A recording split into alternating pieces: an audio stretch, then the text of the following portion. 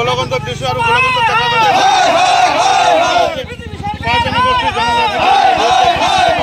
গোলকগঞ্জত tribal সংঘৰ সম্পাদক আদিত্য খাকলাৰীৰ প্ৰতিমূৰ্তি দাহ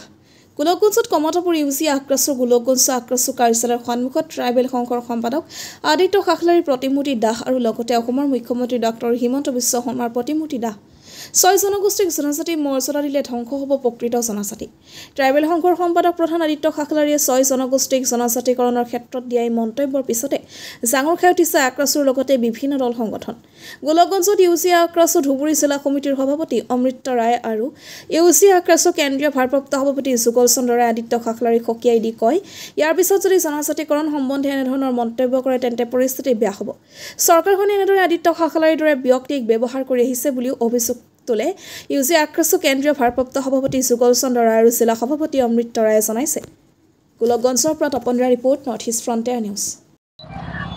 যি বিৰোধী আমাৰ জনগোষ্ঠীৰ যি বিৰোধী মন্ত্ৰ ৰাখিছে বাৰে বাৰে যেতিয়া আমাক এটা ভাল ফল দিবলৈ খুজিছে চৰকাৰে তেতিয়া সি আমাৰ জাতি বিৰুদ্ধে মন্তব্য দি আছে কিন্তু কোন হয় মোৰ সন্দেহ হয় হেমন্ত বিশ্ব শৰ্মাৰ পৰা চিএমৰ পৰা টকা লৈ আজি আমাৰ জনগোষ্ঠীৰ বিৰুদ্ধে মন্তব্য কৰি আছে আমি তাক সকীয়াই দিছোঁ ধুবুৰী জিলা পশ্চিম ইউজি আক্ৰাছৰ তৰফৰ পৰা যদি আমাৰ 26ত আমাৰ জনজাতিকৰণ এছটি নহয় আমি আজি আন্দোলন আজি আমি তাক দেখালোঁ আগন্তুক দিনত ইয়াতকৈ তীব্ৰ আন্দোলন দিম আৰু আদিত্য খাকলাৰীক আমি সকীয়াই দিছোঁ নেক্সট টাইম যদি কোনো মন্তব্য কৰে আমি অপেন চেলেঞ্জ দিছোঁ সিহঁতে ফিল্ডত নামক আমি লগাৰ পৰা তাক অপেন চেলেঞ্জ দিছোঁ আহক আমাৰ লগত লাগক চিন সভাপতি আমি কৈ আছোঁ অমিত ৰায়ে কৈ আছোঁ হেমন্ত বিশ্ব শৰ্মাৰ এইবিলাক চালাকি